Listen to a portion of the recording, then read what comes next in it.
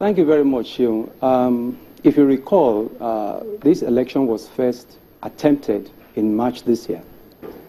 And unfortunately, it had to be suspended when there was an outbreak of violence on a very large scale. Unfortunately, a lot of our staff members were injured. Some nursed injuries for several months. And unfortunately, too, we lost a National Youth Corps member. And as I speak, nobody has been arrested for the murder of that young man. There was also an attempt through a stakeholders forum we held in June to find a date, and we invited all stakeholders. They came, and it was unfortunate that at that stakeholders meeting, which I attended, there were verbal attacks everywhere, and the political parties were attacking each other. There were allegations and counter-allegations, and we fixed a date at that time. But immediately after, we had issues. We had threats, and then our office in Canal local government was burnt down. And due also to some credible security reports, we were forced to postpone that election. Now, I want to make something very clear. INEC is always ready, because that's our business, to conduct election. And Nigerians can attest to the fact that recently we conducted a successful election in Ondo State. Before that, we had a good outing in Edo State. And the success is underscored by one very good reason. The atmosphere was conducive. And it also, gives the surety to the fact that when the atmosphere is conducive, when stakeholders do what is expected of them, when we obey the rules, and they can deliver. And when we announced the December date, we were prepared. We mobilized everything. But unfortunately, in the last few days, we've seen the upsurge in verbal attacks on INEC again. Many allegations that could not be substantiated. That's regrettable, but we've been appealing to politicians to allow the Rivers people to come out and vote. It's a civil thing, and it shouldn't cause any problem at all. The question I'm asking here, which unfortunately I've not been able to get the right answer from the statement you made earlier, is that do you think that the atmosphere is right?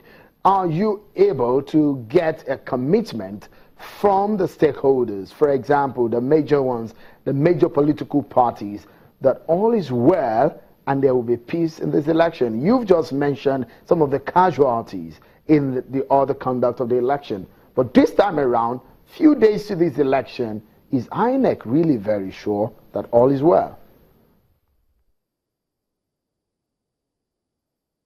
Well, the statement we got from the political parties is that they will abide by the rules, even though they still go out to say other things. And of course, we have the guarantee of the security agencies that they will provide security. The Inspector General of Police has promised that the police will be there to provide security, and that's what we need. If the atmosphere is conducive, hopefully, if there's no incident, I think we are ready from our own part. We have mobilized all the human and material resources, and we expect everything to go well, even though there are verbal attacks here and there. But I think with the presence of the security agencies, things will go well.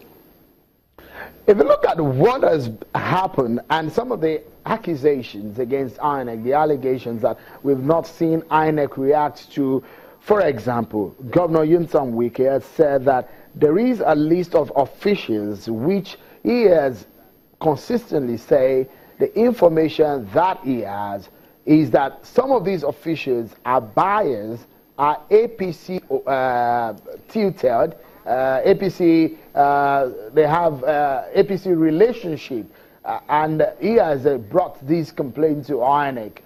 Is INEC changing a list of the officials you're using, for example, in this Saturday election?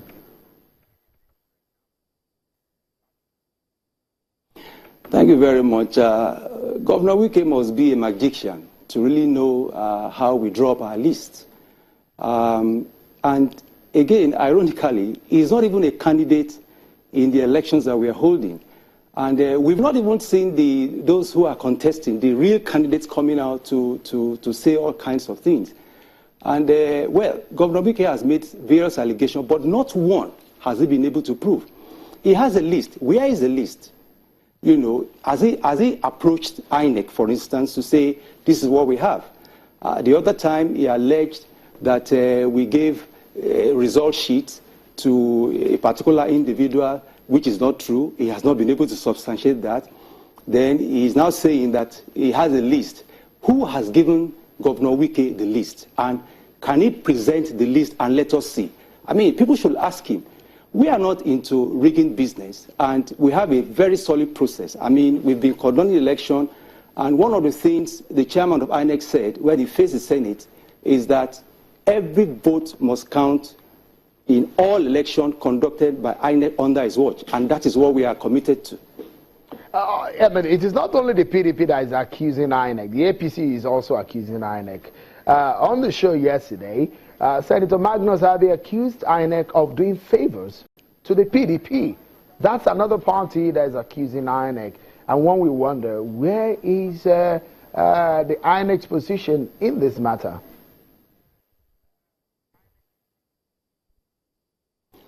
You know, we are used to all these accusations. The thing we normally do is that we don't allow such accusations to distract us from our goal. You know, we know where we are going. And one of the things that we need to ask this politician is that when they make allegations, they should prove it. APC is saying this, PDP is saying this. But where is the evidence, the hard evidence?